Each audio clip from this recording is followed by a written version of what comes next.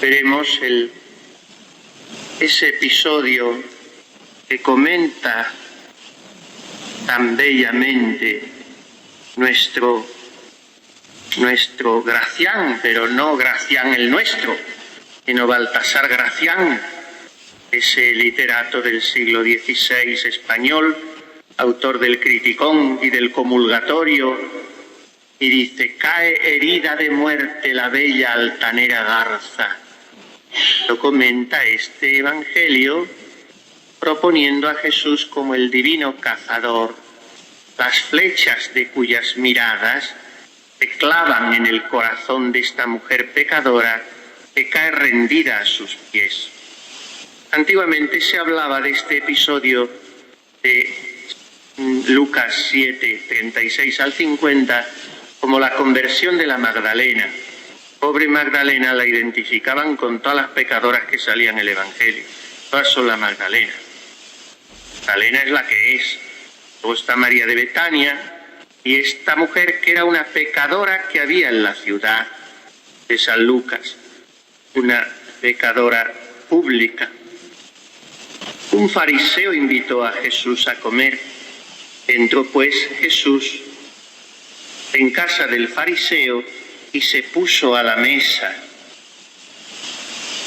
En esto una mujer, una pecadora que había en la ciudad, según una traducción un poco más suave y parece que más correcta, que una pecadora pública. Que pecadora pública hace alusión casi necesariamente a una determinada índole de pecados. Y lo otro, aunque también, pero es un poquito más amplio y más suave. Una pecadora pública, pues, por una pecadora, la pecadora que había en la ciudad. Al saber que Jesús estaba a la mesa en casa del fariseo, se presentó con un frasco de alabastro lleno de perfume, se puso detrás de Jesús junto a sus pies y llorando comenzó a bañar con sus lágrimas los pies de Jesús y a enjugárselos con los cabellos de su cabeza mientras se los besaba y se los ungía con el perfume. Estos tres episodios, tres versículos, son los que nos sirven para una primera aproximación a este episodio. Primero, Jesús sin gazmoñerías y sin actitudes timoratas extrañas, acepta las invitaciones a comer. Tanto que le veremos invitado en numerosas ocasiones a la mesa por las personas más antagónicas. Unas veces le invitaban los publicanos, que eran tenidos por pecadores públicos. Sabemos que Mateo era un publicano, o sea que recogían los impuestos para el pueblo invasor. Se consideraban traidores que gracias a esa traición medraban económicamente. Por tanto, los verdaderos israelitas los consideraban pecadores descarados. Pues bien, hay veces en que Jesús se sienta a la mesa con publicanos y en otras ocasiones se sienta con fariseos, porque Jesús no excluye sistemáticamente a nadie. Jesús condena actitudes, pero las personas que caigan bajo esas actitudes o los personajes a los que pudieran agrupar ese tipo de actitudes no son condenados por Jesús. Él llama a los fariseos raza de víboras, sepulcros blanqueados, pero no se lo dice nunca a ningún fariseo personalmente. Entonces, cuando le invitan fariseos, también se sienta con ellos a comer. Ahora, hay una diferencia, que mientras que aquellos pecadores públicos invitaban al Señor con ánimo humilde, generoso, con sencillez, con verdadera hospitalidad y amor, los fariseos solían tener un ánimo mucho más retorcido a la hora de invitarle. y tenían intenciones más aviesas y capciosas cuando invitaban a Jesús. El que vemos ahora, ese Simón, no parece tan animado de esas intenciones oscuras, sino más bien por otra intención no muy noble, pero tampoco abiertamente mala, que es la curiosidad. Quería saber cómo se conducía Jesús. Y a pesar de conocer bien lo que había en el corazón de ese fariseo, Jesús acepta la invitación. Por benignidad, por amabilidad, por esa urbanidad con la que también se conduce nuestro Señor. Y sobre todo movido, como lo hace todo el Señor, por un celo ardiente por la salvación de las almas. Lo que no se esperaba, iba a decir ni Jesús, Jesús lo esperaba porque lo sabía, pero lo que no se esperaba aquel anfitrión, el fariseo Simón, es que nada menos que la pecadora pública más notoria de la ciudad le iba a estropear el banquete. Se le presenta en casa en mitad de la comida.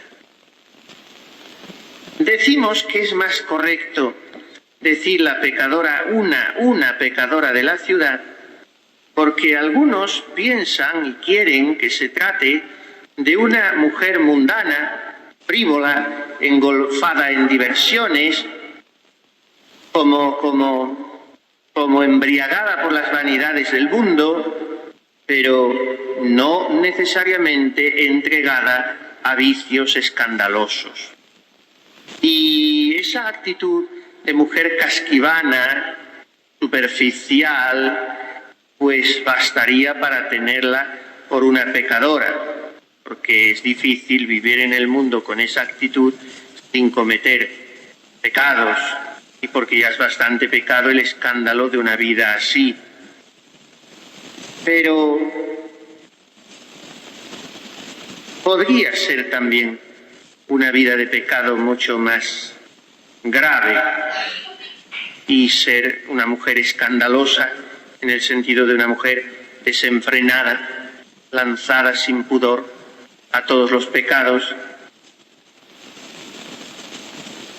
El caso es que era una mujer poco deseable en una reunión de bienpensantes, en una reunión en que Simón tenía el designio de presentarse ante Jesús como los fariseos se presentan ante él, como un hombre perfecto, cumplidor de la ley, intachable. Lo que se pone de relieve aquí en realidad es la actitud de misericordia de Jesús, no solo para con la mujer, también incluso, y ya lo veremos, para con el fariseo.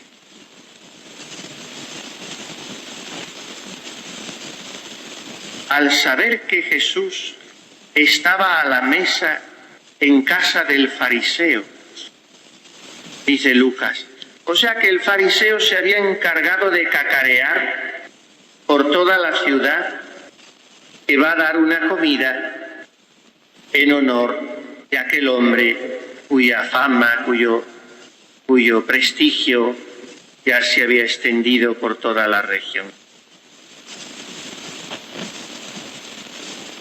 Y allí entrará la mujer. No sabemos qué entrada tuvo, si tenía alguna combinación con los criados, si la casa estaba abierta de par en par de manera que ella pudo introducirse hasta la sala del festín, pero sí sabemos que llevaba todo preparado. Se presentó con un frasco de alabastro lleno de perfume. Tiene mucha similitud este evangelio con la unción de Betania que leemos el lunes santo. Los otros evangelistas relacionan esa unción, Mateo y Marcos, la de Betania, con la pasión y muerte de Jesús. Sería como una prefiguración, y el mismo Jesús lo dice, de la unción del cuerpo de Jesús para su sepultura. Pero la unción de Lucas, esta de la pecadora que hay en la ciudad, tiene un significado diferente, porque es una escena de perdón y conversión, que le sirve a Lucas para poner de relieve su tema estrella, la misericordia del Señor con los pecadores. Estamos asistiendo a una conversión que se salta todas las barreras de la prudencia humana. Una conversión que no tiene en cuenta para nada los cálculos. Una conversión que es producto de lo que puede hacer la gracia de Dios cuando entra en el corazón pecador, como una torrentera, como una catarata que limpia todo y que aniquila todo lo malo. Es una conversión que, como ha hecho perder la lógica y la razón a la pecadora, pues cae en locuras de amor que los sensatos, los prudentes según la carne y los bienpensantes del mundo no comprenden ni pueden aprobar. Pero es una conversión que nos muestra las maravillas que quiere hacer el Espíritu Santo cuando un corazón se le abre y lo grande que puede llegar a ser un alma cuando deja entrar a la gracia divina. Y es una conversión cuya clave, cuyo secreto hay que verlo en la humildad de corazón. La humildad es ese desprecio del mundo al que llega la pecadora, esa abnegación, es producto de haber entrevisto en el horizonte la redención de Jesús, que tiene forma de humillación, que tiene figura de cruz. Y la cruz es para nosotros como la piqueta que nos sirve para derribar nuestros ídolos, para romper las cadenas de nuestras esclavitudes.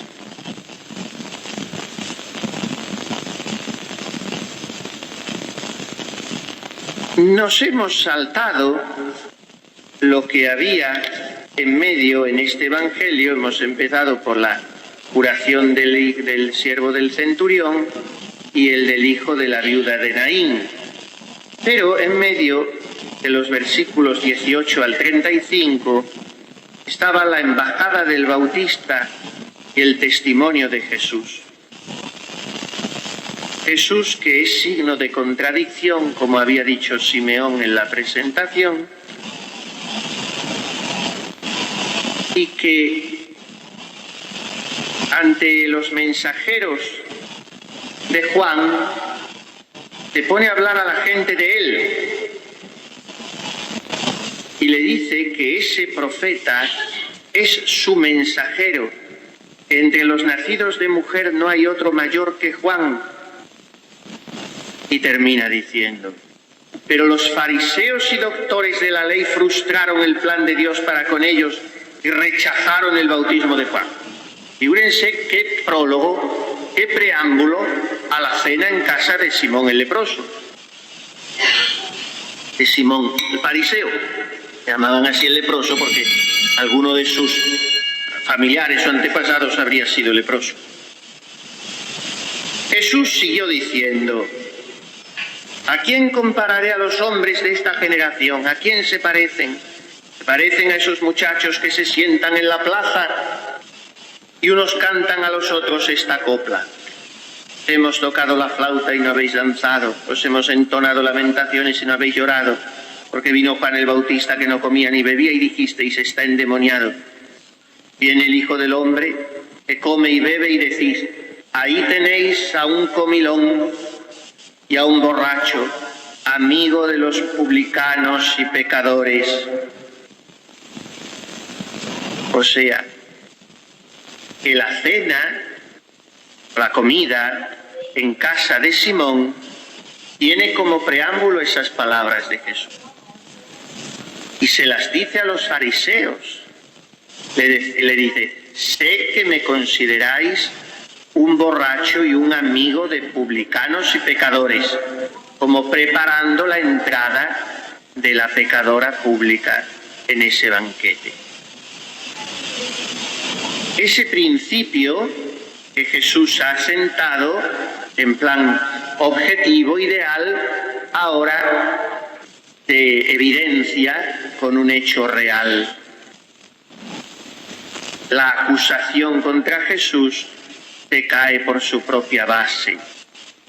Porque aquí Jesús está demostrando que no participa en los banquetes por glotonería, sino para llevar el perdón y la conversión a esos pecadores, de los cuales dicen que es amigo, pero lo dicen como criticándole porque él se hace uno de ellos. Y claro que es amigo de los pecadores, pero para sacarles del pecado. Lo que quiere Jesús es expresar con su presencia la alegría de la salvación. Y en realidad lo que está haciendo Lucas al presentarnos a esta mujer es lo que también se nos presentará en la unción en Betania. Es una pecadora que hace todo lo que debía haber hecho el fariseo al recibir a Jesús como huésped. Pero es una pecadora a la que no es que Jesús quiera subrayar mucho esto, porque hay que tener cuidado con esto, que hoy se presenta bastante mal este tema de la vida espiritual. Es una pecadora a la que no es que Jesús perdona porque es buena, o perdona porque se arrepiente, o perdona porque se quiere convertir, sino que ella es buena porque Jesús la perdona. Miren, hermanas, Él nos ha amado primero, siempre primero.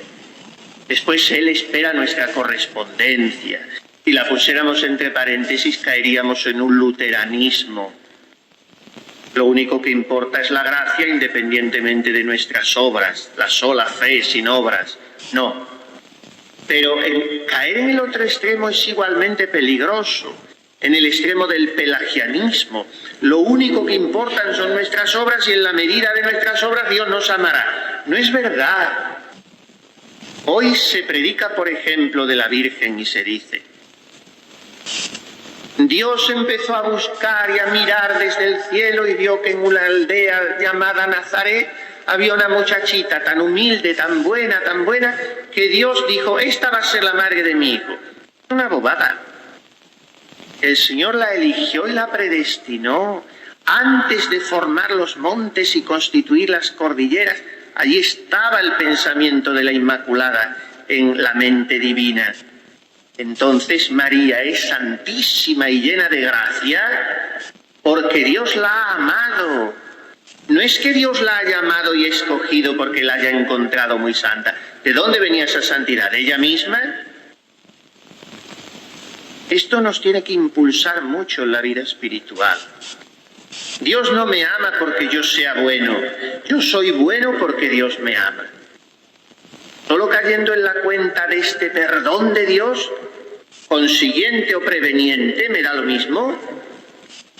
En nuestra vida la inmensa mayoría de las veces es consecuente, pero también en muchas cosas lo es preveniente. Solo cayendo en la cuenta de esto, yo podré ser bueno. ¿Por qué me llamas bueno? Nadie es bueno sino solo Dios, dice Jesús al joven rico. Como solo Dios es bueno, es Dios el que me hace a mí bueno. Pensar diversamente sería creer que hacemos bueno nosotros a Dios, porque le permitimos perdonarnos. Este es el episodio de la pecadora y lo pondrá de relieve Jesús al final. Vamos a penetrar en este evangelio un poco más, en el corazón de Jesús. La mujer se presentó, lo primero que vence esta mujer es el respeto humano, es el que dirán de las criaturas.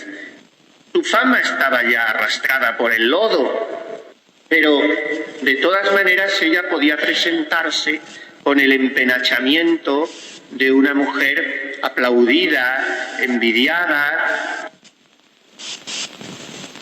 Lo que la infamasen era por detrás, pero ahora ella misma se ponía a tiro de que la infamasen en su cara, porque iba a buscar el ser infamada, presentándose con un frasco de alabastro y la cabellera suelta, que era entonces señal de descoco, en casa de este Simón.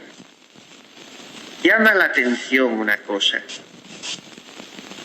Miren, tengamos presente cómo comían los judíos de entonces, comían a la romana, no es que fuera costumbre judía, pero la habían tomado de los romanos como otras muchas costumbres, y ya sabemos que muy probablemente la última cena fue así, en torno a una mesa circular central, o más o menos circular, se disponían una serie de divanes que se inclinaban un poco, caían como un poco en disminución hacia el suelo, y allí, apoyados sobre el codo izquierdo, para tomar los alimentos de la mesa con la mano derecha, los comensales estaban recostados. Y los pies caían un poco ya fuera del diván, como colgando un poco antes de llegar al suelo. Bueno, pues la mujer entra desalada en el salón y busca a Jesús con la mirada, y entonces se arroja ante él. Pero siempre me ha llamado la atención esto. No he visto muchos comentarios, tengo que buscarlos porque seguro que hay alguno. Siempre me ha llamado la atención el hecho de que la mujer, para ungir a Jesús, se puso detrás de él, junto a sus pies. Dice, se puso detrás de él. No es lógico. Lo lógico es ponerse ante él, para ungir sus pies, para que él la vea. Sin embargo, ella se puso detrás de él. Y llorando, segunda vez que aparece en tan pocos versículos, el llanto. Hemos visto el llanto de la viuda de Naín, que oraba sobre su hijo. El hijo muerto era figura espiritual, alegórica del pecado. De aquella mujer que oraba sobre el pecado, por el pecado. Y ahora también esta mujer también, una vez más la mujer en San Lucas, llora por el pecado, en este caso su propio pecado.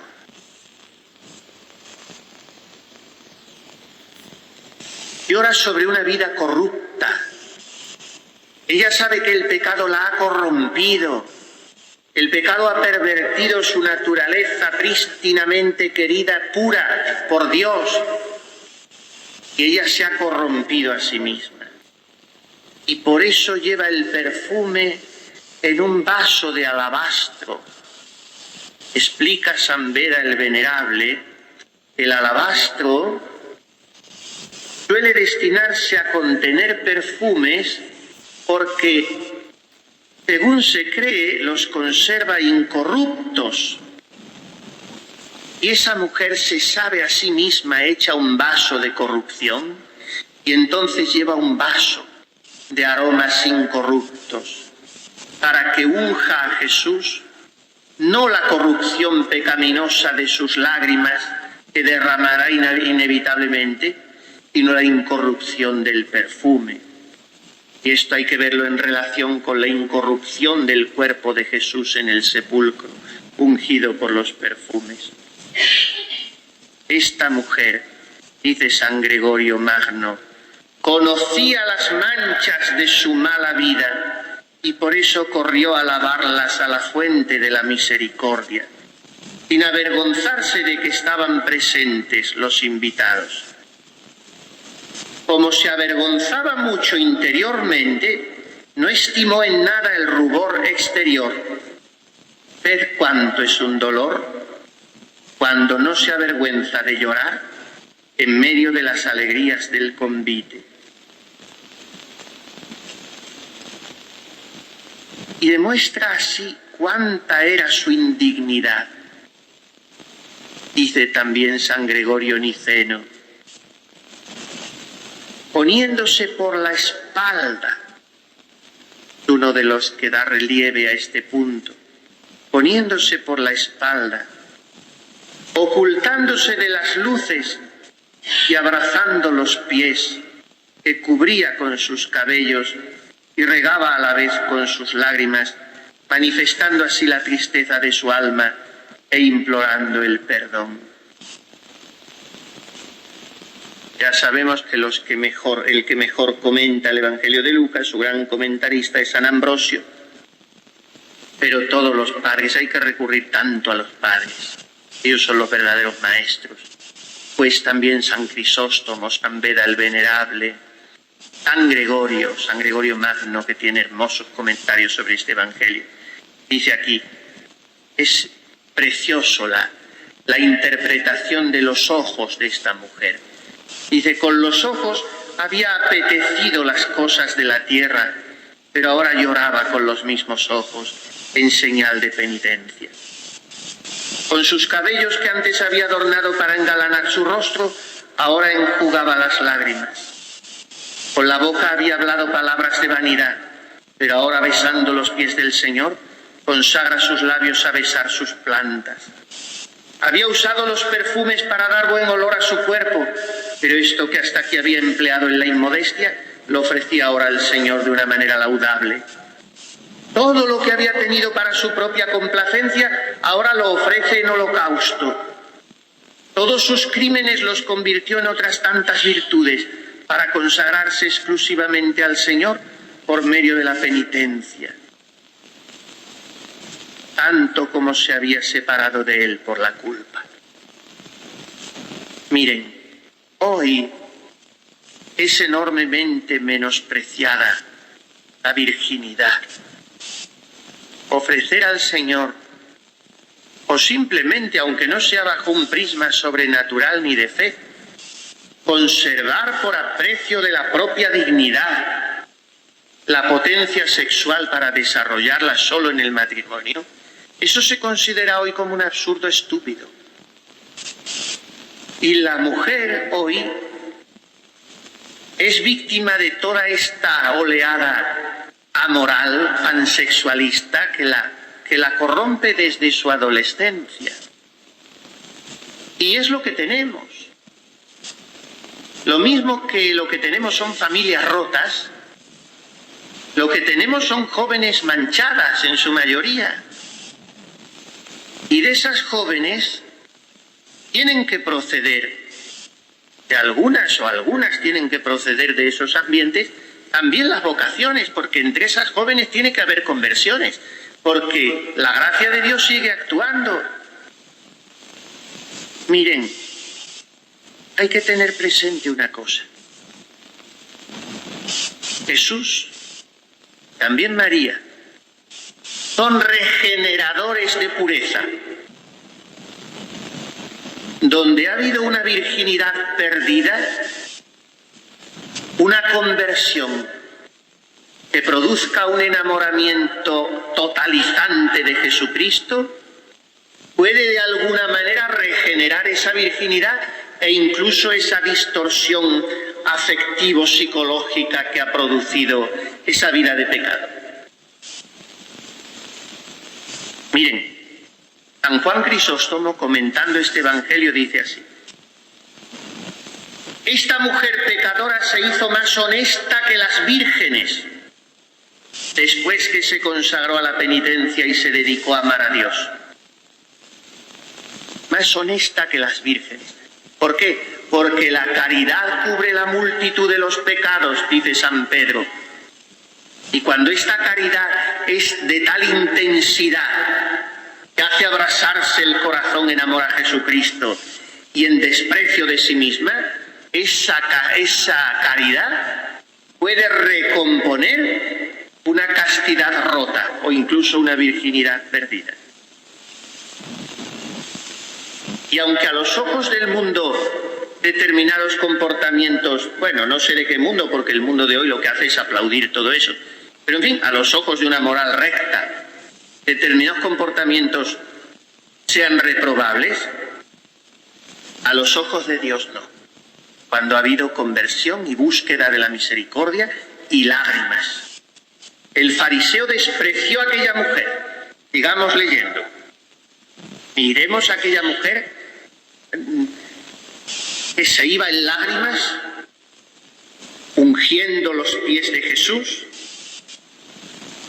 y besándolos y enjugándolos con sus cabellos. No cabe un gesto de más humillación, de más abajamiento y de más amor. Pues entonces, al ver esto, el fariseo que le había invitado dijo: para sus adentros. O sea, la escena era de tal dramatismo que si hasta que llegó a Jesús habían intentado detener a aquella mujer, desde el momento en que se echó a sus pies ya era una escena tan tensa que todos contuvieron la respiración. Y yo me imagino que el único que sonreía complacido era Jesús.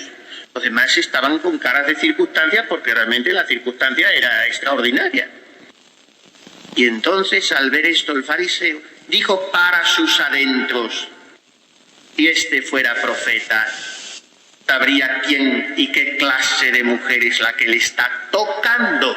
Otra vez, el tacto en Lucas, el tocar a Jesús, el contacto con Jesús, el dejarme abrazar por su misericordia, que no es una idea, que no es un concepto etéreo, evanescente, es una realidad tangible, dulce locura de misericordia, los dos de carne y hueso.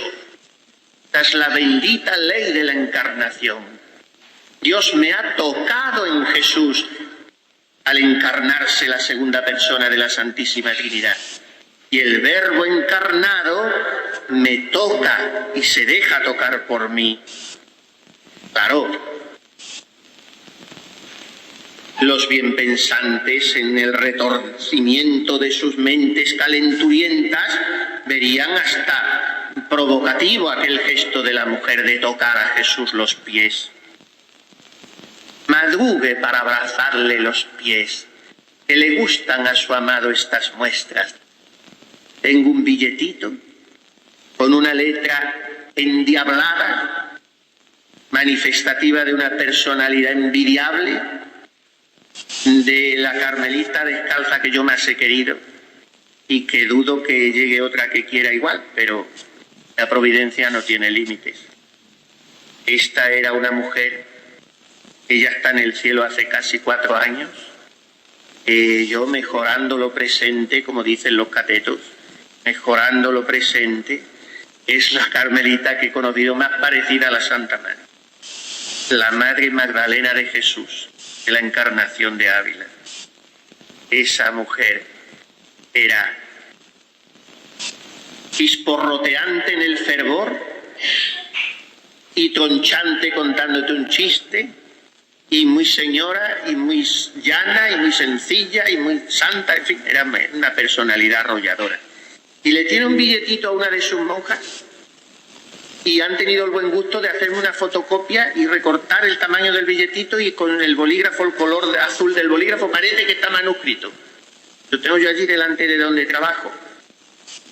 Y era un día de Pascua, un sábado santo, y le dice: hija, madrugue para besar los pies a su amado, que le gustan a él estas muestras. Eso, madrugar para besar los pies.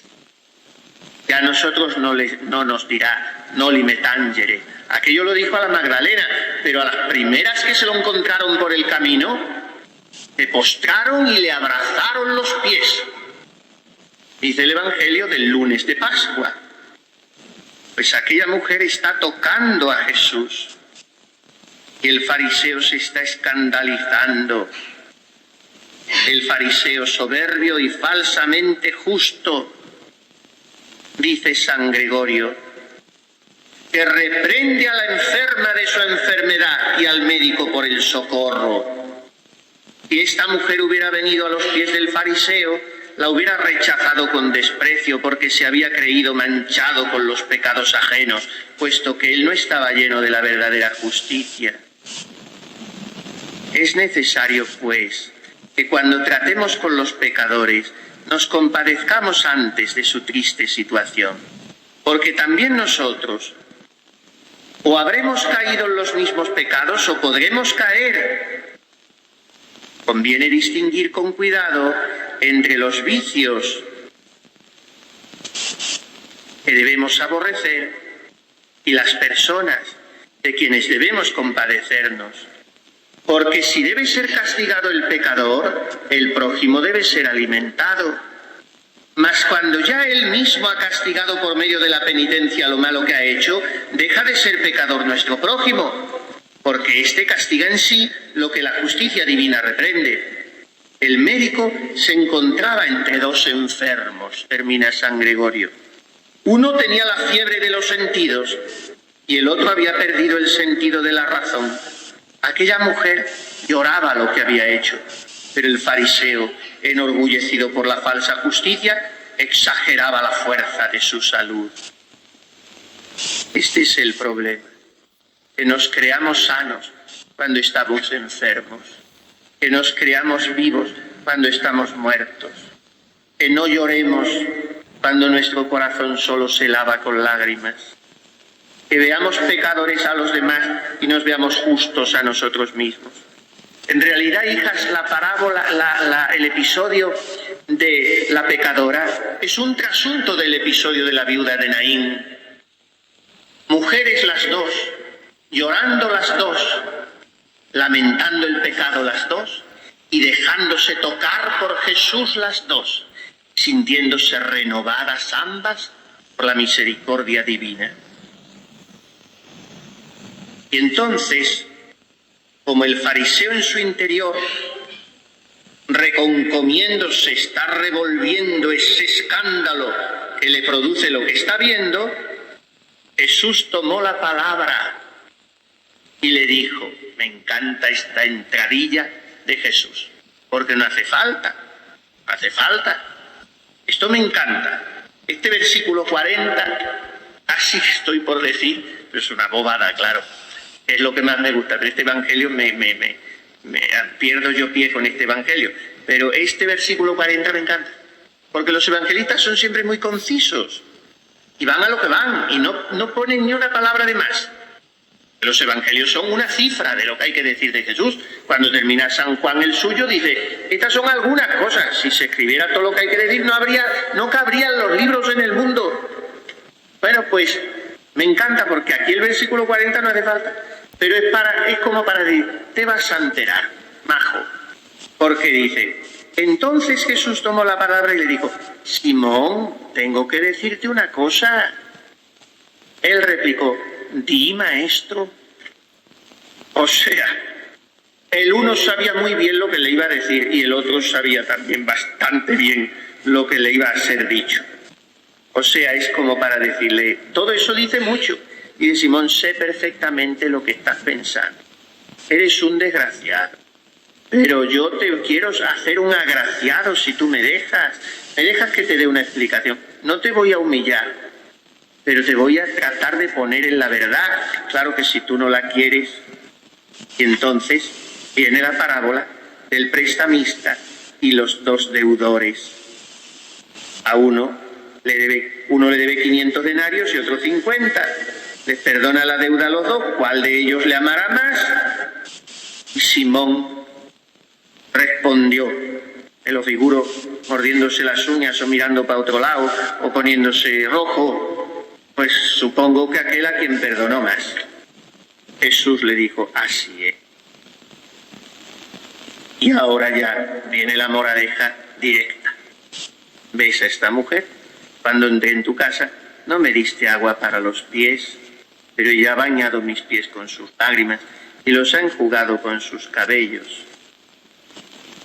No me diste el beso de la paz, pero esta desde que entré no ha cesado de besar mis pies. No ungiste con aceite mi cabeza, pero esta ha ungido mis pies con perfume. Por eso te digo, si da tales muestras de amor, es que se le han perdonado sus muchos pecados. En cambio, al que se le perdona poco, mostrará poco amor. Aquí está lo que decía. La mujer ama mucho porque se le perdona mucho. No es que Jesús la perdona mucho porque ama mucho.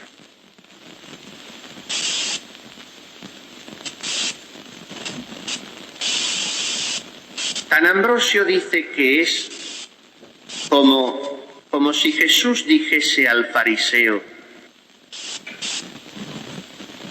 es fácil el uso del agua, pero no lo es la efusión de las lágrimas. Tú no has empleado lo que es fácil, o sea, no me has lavado los pies, pero ésta ha derramado lo que es difícil. Lavando con lágrimas los pies, ha purificado sus propias manchas, los ha enjugado con sus cabellos para recibir el premio de sus aflicciones por medio de ellos. Y como con ellos también ha contribuido a los pecados de su juventud, ahora los emplea en su santificación. Y dice San Juan Crisóstomo: así como después de un crudo invierno aparece la calma de la primavera, así después de la efusión de lágrimas aparece la tranquilidad y termina la tristeza que ocasionan las culpas. Y así como por medio del agua y del Espíritu nos purificamos, así también por medio de las lágrimas y de la confesión. Recuerden que cuando comentábamos el bautismo de Jesús, leíamos un trozo de una homilía de Benedicto XVI, en la que, citando a Tertuliano, decía estas misteriosas palabras: Cristo nunca está sin agua, porque Cristo nunca está sin purificación. Cristo nunca está sin Espíritu Santo. Cristo es el gran renovador. Por eso a Cristo vamos enfermos y Él nos sana. Y los que concurrían, hay entonces después de este parlamento, a Simón dice a la mujer: tus pecados quedan perdonados. Y esto es trasunto del evangelio del paralítico. Comensales se pusieron a decir para sus adentros: ¿quién es este que hasta perdona los pecados? Pero Jesús dijo a la mujer: tu fe te ha salvado, vete en paz. ¿Quién es este que hasta los pecados perdona? Dice San Gregorio: pero el médico celestial no se fija en aquellos enfermos a quienes ve hacerse peores con su medicamento, sino que confirma por una sentencia de misericordia a aquella que había sanado. Qué bonita palabra, una sentencia de misericordia. La sentencia de Jesús siempre es así, una sentencia misericordiosa. Este es el fruto de la humillación de la mujer. En Jesús no hay rigidez, no hay prejuicios. A Jesús solo le ata las manos, solo impide al Omnipotente manifestar su omnipotencia con el perdón y la misericordia, nuestra soberbia espiritual. Y también un pecado especialmente diabólico, la envidia espiritual, porque de eso estaban aquejados aquellos fariseos. Les da rabia de que aquella mujer se haga buena, y se haga tan buena que sea más buena que ellos. Cuidado con la envidia espiritual. Alegrémonos de que los otros sean más amados por Dios que yo. Esto es el colmo. Esto es el colmo, porque otra de las tonterías que se dicen hoy no son herejías ni son nada, porque para decir herejías hay que ser muy inteligente y saber mucha teología. Lo que se dicen son tonterías. Y una de las que se dice: Dios nos ama a todos igual. Mira, gorda, Dios nos ama a todos, muchísimo, infinitamente. Pero si yo soy un vasito de anís y se llena de agua, pues caben 2 deditos de agua. Y si el otro es una garrafa de 5 litros, pues está igual de lleno. Los dos estamos llenos de agua, como decía Paulina a Teresita, pero uno tiene más agua que otro en absoluto. Claro, porque cabe más agua, porque Dios te ha predestinado a ser más santo. No a todos los predestina el Señor a la séptima morada, ni al mismo grado de gloria. ¿Cómo que es eso de que Dios nos ama a todos igual? Dios me ama, yo estoy contentísimo con lo que Dios me ama, no echo de menos nada, porque soy objeto de su misericordia. Pero ¿cómo yo voy a pensar que a mí me ama nuestro Señor lo mismo que a la Santa Madre o que a San Francisco de Asís? Es una bobada. Ahora que me ama, yo estoy contentísimo. Pues si a mi hermana de comunidad Dios la ama más y es más santa que yo me alegro, porque yo lo que quiero es la gloria de Dios, no la mía, ni siquiera mi virtud. Lo único que dar contento a Jesús. Miren, en la última invocación de sus letanías de la humildad, dice el cardenal Merry del Val: Jesús, concédeme la gracia de desear que los demás sean más santos que yo, con tal que yo sea todo lo santo que pueda. Eso sí, que yo no frustre el designio de Dios, que yo cumpla su voluntad antecedente de llevarme a la perfección que Él ha soñado desde toda la eternidad, que no le haga aguantarse, resignarse con su voluntad consiguiente, que es a la que solemos resignar, entre comillas, a Dios. Porque sí, llegamos a un grado de gloria o de lo que sea, pero no es aquella. El Señor nos soñó santos e inmaculados en su presencia por la caridad. Que a ese designio eterno de Dios se llega con la fidelidad a la gracia. A la gracia que Él me ha dado y hasta donde Él quiera. Si la otra hermana es más santa, pues yo me alegro. Pero nunca envidiar espiritualmente. Bien, terminemos porque me estoy alargando muchísimo esta tarde. Con eso de que he empezado más tarde no me acuerdo a la hora que he empezado. Pero no sé, llevaremos desde luego más de 3/4 de hora y eso es un abuso y una falta de caridad. Pero como no tosen hoy, cuando quieran que eso, con empezar a toser mucho y sin pañuelo en la boca, yo corto enseguida.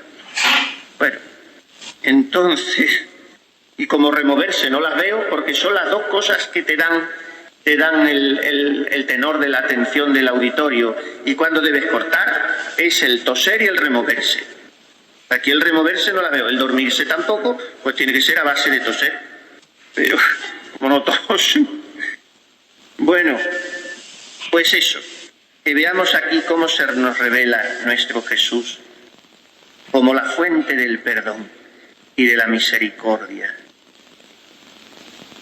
Y que Jesús es visto diversamente por los hombres. Algunos le tienen delante y no descubren esa revelación divina de luz, de paz, de perdón, de misericordia. Simón lo tuvo ante los ojos y no le vio. No le vio. Cuando tenemos prejuicios ante Jesús, no le vemos. Cuando no creemos de verdad que Jesús es más bueno que yo malo, no le veo. ¿Cuándo se caerán esos prejuicios y dejaremos entrar la gracia de Dios a raudales en nuestro corazón? Cuando seamos humildes, cuando no juzguemos, cuando no despreciemos a los que nos parezcan pecadores, entonces nos haremos dignos de la misericordia divina y comprenderemos cuánto y cómo nos ama el Señor y cómo y cuánto le debemos amar nosotros. Entonces nos despojaremos de la ceguera espiritual. Sabremos descubrir a Jesús. Amaremos mucho porque comprenderemos que se nos ha perdonado mucho. Nosotros esperaríamos que Jesús lo dijera al revés. Puesto que a esa mujer se la ha perdonado más, esta mujer ama mucho más, pero lo dice al contrario. La mujer ama porque Dios ha sido bueno con ella. Ha sido bueno con ella. Esta mujer que ha presentado en el festín ofreciendo a Jesús las pruebas de un amor que el otro no le han dado. Luego a esa mujer se le ha perdonado más.